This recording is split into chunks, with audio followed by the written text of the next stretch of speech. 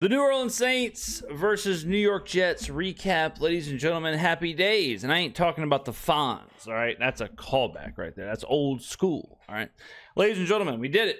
The Saints did what they had to do, and I did what I had to do. Just watch my shoes. Let's go to the Wayback Machine this week. What was my final score prediction, ladies and gentlemen? Let's take a look. Come on, Saints. Come on, man. So I'm going to say 27. I'll say 27-6 is the final in this one, and I hope I'm right. Chris Olave, 10 catches. Who could have seen that coming? Let's take a look. Like Tyler Shough passing yards, okay? If you got nuts and said he's going to have 300 yards, okay, that's over 6-1. Obviously, I think Juwan Johnson and Chris Olave are your two main players for the passing game. Someone is going to eat. I would focus in on Chris Olave and Juwan Johnson. Juwan at 3.5, gotta play it. Gotta play it. He did mention in his post-game press conference last week that he needs to find a way to get Chris more involved.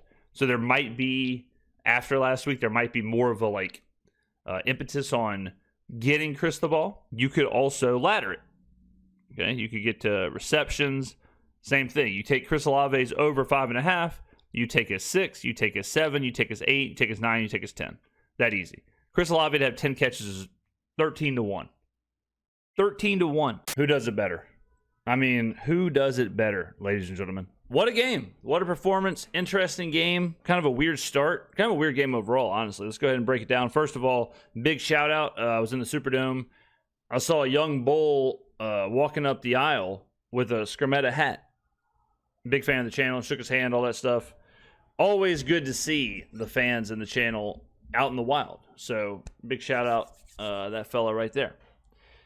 Kellen Moore in this game was kind of playing with his food. Wasn't this kind of like, it was almost like he was getting a little too cute. It almost felt like a preseason game or like a exhibition or something, like watching it was almost like watching Anthony Joshua in the first couple of rounds with Jake Paul, where it's like he's kind of dancing around, he's kind of keeping him in there, he's kind of getting cute, kind of playing around, then all of a sudden, boom, breaks his jaw, knockout. That's how this was. You know, we were up 9-6 at halftime. We were dominating the game. Like if you look at the team stats here, 412 yards of total offense to 195. 328 yards passing to 138. 5.3 yards per play to 3.1. So 2.2 yards per play better. Didn't run the ball well. Only had 3 penalties. Jets had 2 turnovers. And we had time of possession 31-28. And yet, until the fourth quarter, it was still kind of a close game. And it was still kind of like, damn, are we letting the Jets hang around here? Damn, are we allowing the Jets to kind of sneak something in at the end? And then very quickly it became, no, we're not letting that happen. So, I don't know. Look, a little conspiracy theory here. I don't know if Kellen was kind of giving Taysom that retirement game. Like, hey, I know you're retiring. It's your last home game. Let's let you do you. Because Taysom has done absolutely nothing since the Atlanta game. And all of a sudden now he had 12 carries. He had 4 catches on 6 targets. And he threw a 40-yard touchdown pass. So it's like, was this a statement? Was this Kellen kind of tip of the cap to Taysom? Now, if it is, on one hand, it's like, damn, what a player's coach. What a player's coach that he would take this spot and say, all right, Taysom, go ahead and do you, brother. So, whatever. But hopefully this isn't kind of... Now, here's where it's weird. Because on one hand, it's like, well, I hope this isn't the offense moving forward. Like, I hope it's not Taysom 12 carries, Taysom 6 targets, Taysom throwing the ball. But then on the flip side, it's like, well, we did have 400-something yards of offense. Well, we did, Tyler Shough had 308 yards. He had 49 attempts. Chris Olave had 10 for 148 and 2 touchdowns. Juwan did have 8 for 89. Like, that was all kind of cool. So, I can only gripe so hard about this one. But I thought that was weird. And I'm, recording this, I sprinted back from the dome. All I can do is believe that that's what this was. That this was kind of Taysom going out on a high note. So we'll see what happens in Tennessee. But overall, I mean, you got to be happy with his performance. The defense was dominant. I mean, this was one of those things where, yeah, it was the Jets. Yeah, it was whatever. But you hold a team to 3.1 yards a play. Pretty nice. I don't care who the quarterback is. Aaron Glenn, lost the battle of former New Orleans Saints coaching candidates between him and Kellen Moore. I liked that Kellen scored that last one, even though it was Taysom. I was hoping it'd be Tyler. Tyler did throw a second touchdown that got called back because of a hold, but because I had the Rookie of the Year tickets, right? So if you've been watching the channel, more than likely, Kellen, more than likely, there's something there. I don't know. You're holding a 200 to 1, 250 to 1 Tyler Shough Rookie of the Year ticket. Well, if he had 2 touchdowns, 300 yards, and a win, he's probably the odds-on favorite. He still might be the odds-on favorite. We just have to watch what Travion Henderson does against Baltimore in prime time. So if he has a below-average game, I think Shough opens as the new Rookie of the Year favorite come Monday morning. But without Devon Vele, without Devin Neal, with some injuries, I thought this game went about as you could expect, with Chris getting a lot of work, Jawan getting a lot of work. I was surprised to see how much work they gave Taysom on the ground, but it is what it is. I was not a happy bunny. I was not a happy bunny when Taysom fumbled on the first possession, because we talked about this last time. But when you fail, when you get the ball first and you fail on that drive, you are now behind a possession. So now you got to steal a possession. Well, then when we did this, the Taysom motion 4th and 1, and we turned it over on downs, okay, now you're down 2 possessions. So how are you going to get that back? All right. Now, the first way to get it back is at the end here, when they were calling timeouts and they get the ball at the end of the first half, and then you miss that field goal. It's like, damn, we're making this too hard on ourselves. Now, at the end, we got a couple turnovers. It didn't matter. We got the possessions back. It is what it is. But we can't do this. Like, we can't keep doing this. And we certainly can't keep settling for 5 field goals. All right. Now, it's good that Chuck Smith made them. Now, his long field goal at the end of the half looked like me on the 3rd tee box with just an absolute duck hook into the woods. But, 5 field goals tied the record for most field goals in a game. So, fine. But we can't settle for field goals. Now, what is good to see is the possessions. 12 plays, 15 plays, 12 plays, 10 plays. And this is after last game where we had a 17-play drive that ended up in a touchdown. So 12 plays, 93 yards, touchdown. 15 plays, 73 yards, field goal. We're getting so much more efficient with the operations of the actual possessions. The Saints are a team where, yeah, we can be explosive. We can push the ball. We can push the ball to Chris Olave or Devon Vele when he's playing, or Jawan Johnson or whatever. But we can also churn this thing. We can also churn it up, run the ball, 12-minute drive, 15 play, 17 play, whatever. All right, so I like to see that. And I like to see that we're doing it in back-to-back weeks. I like to see that we're doing it multiple times in one game, because it shows it's not just luck or happenstance, but it's actually part of what we're trying to do. I thought Shough was kind of erratic early on. I thought he was kind of, and more with just his placement. Some of the balls were high. The first pass to Chris Olave, wide open, he spikes it into the dirt. A couple of throws late, he kind of sailed, whatever. I'm not gonna sit here and say that that's that big of a deal, but I thought he was kind of out of rhythm. The whole offense was kind of out of rhythm early, but I think that's also kind of a testament to how good Devon Vele is, right? Devon Vele, a lot of those situations, 3rd and 6, 3rd and 10, 2nd and 10, whatever, a lot of those are way easier with Vele involved. So that's all I could think about this game was, man, this really makes me realize how good Vele is in these moments.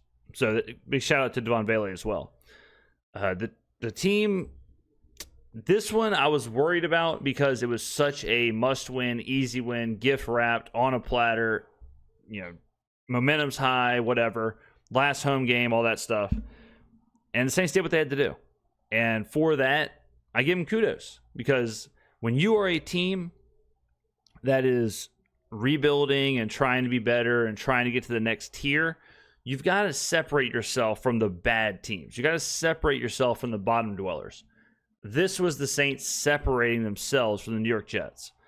You could just tell the two teams totally different. Operation, culture, play style, identity, all that stuff. The Saints are light years ahead of the Jets, and they showed it. And good. They should. Right? You get think about where we are right now, where it's a 29-6 win at home. We almost score 30 points. And we're sitting here like, I didn't like the Taysom stuff. Started off kind of choppy. 5 weeks ago, 6-7 weeks ago, I would have cut my arm off for 29 points. Right? But now, 300 yards passing, 150 yards from Olave, 30 points at home in a blowout win. It's almost like this is kind of expected. And that's the culture, that's the identity. Those are the steps that this team's taken. Big win, good win. Relatively comfortable win for it being 9-6 at halftime. At no point did I think the Jets were really threatening. At no point was I worried about them. Even if they would have tied it or scored or anything like that, I had full faith in the team to crank it up a notch and score or tie it up or do what they had to do. This was one of those games where the longer the game went, the more possessions we had. I knew it was just a matter of time before we found pay dirt. There was a couple of hits that Shough took where he came up kind of limping. I think that kind of eliminated a bit of his running. Certainly towards the end there, it looked like he was kind of hobbled. I think he'll be fine. I don't think it's like a big deal, but he took kind of a bad hit. He was moving up in the pocket. He looked like he was about to take off. He got hit from the back, and he came up limping around a little bit. And after that hit, it seemed like he was kind of uncomfortable. So something to watch for in the post game. Again, I think he'll be fine, but something I know, which is probably a reason why he wasn't running as much and why they leaned on Taysom and Audric Estime and Evan Hull in the run game there. But last home game of the season, man, it's always an emotional moment. You go through week in, week out. You walk to the games. You see the same people. You see the people in the aisles and working the ushers and all that stuff, and people sitting around you and to say, "Hey, see you next year." Have a good Christmas, happy holidays. See you next year. It's always emotional for sure. So I'm glad that we got to end this one on a high note. The vibes in the dome were really solid vibes. I think they're all in. And this was a game where, it's the Jets, it's Brady Cook. It was a blowout towards the end there, but people were engaged. Who dat chants were happening. The wave happened at one point. People were generally fired up. And that's a part of this as well, where there is a culture and identity change happening with the Saints. And it's already happened, I think. I think you can tell. I think you can feel it. It's just a totally different team right now than it has been at other points of the season. And the fans recognize it, so I'm glad it's all happening. And it makes it fun to go to the games. It makes it fun to watch the games, right? Whenever it's just a better product. And people see the vision. They see the long-term vision, which, it's Taysom Hill has 12 carries. Audric Estime, Evan Hull, we're throwing the ball to Dante Pettis on third down. And yet this team still finds a way to get 412 yards of offense out there. Still finds a way for Tyler Shough to have 308 yards passing on 49 attempts. How many plays? We ran 78 plays. 78 plays. For everything that I'm saying about, it was kind of a weird, kind of a plan. Weird to have this many carries for Taysom. Weird to do this. We still ran 78 plays and averaged 5.3 yards a play. 8 for 17 on third down. New York was 2 for 15 on third down. 2 for 15. 17 passing first downs. We had more passing first downs than they had third downs in the entire game. Crazy. You know, like 23 first downs, 17 passing first downs, 6 rushing first downs, 8 for 17 on third down. That is insane. That is absolutely shocking to look at.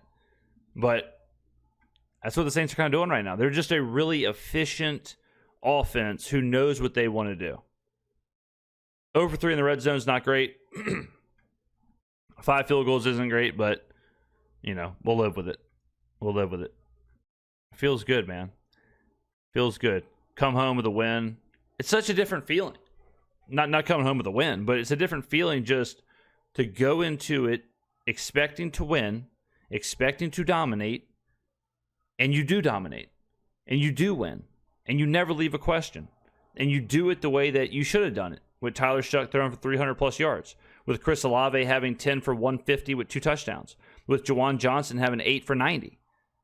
Like, this is what we wanted to see, this is what we expected to see, and this is what we saw. And for a team that for a long time there was identityless and you never knew what you were going to get, the pieces keep moving around. Like it's Taysom with 12 for 42 instead of Audric Estime for 12 for 42. Or Devin Neal, right? Like, even though the pieces move around, the overall plan, vision, culture, whatever, doesn't really change. And that's what it's all about. I mean, this is an exciting time to be a Saints fan. I love it, man. This is the team. Jonas Sanker was really, really good. The defense as a whole, like I said, was nuts.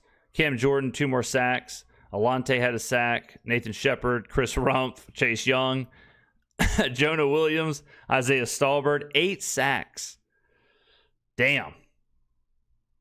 8 sacks from the Saints today.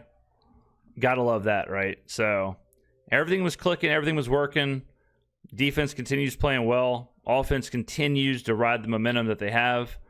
Dominant win. This is the opposite of a Fugazi box score with, you know, with 400 yards of offense to 195, with 5.3 yards per play to 3.1, with the whole thing.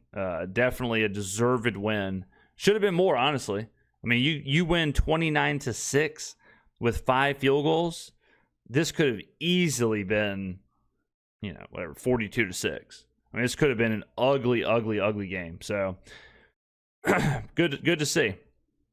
Real quick, last week, so I kind of pushed myself, and I did 3 videos a day. Monday, Tuesday, Wednesday, Thursday, Friday, Saturday, and today. We've had 3 videos, ton of content. I just want to say thank you to everybody for watching. Crazy amount of views, engagement, all that stuff.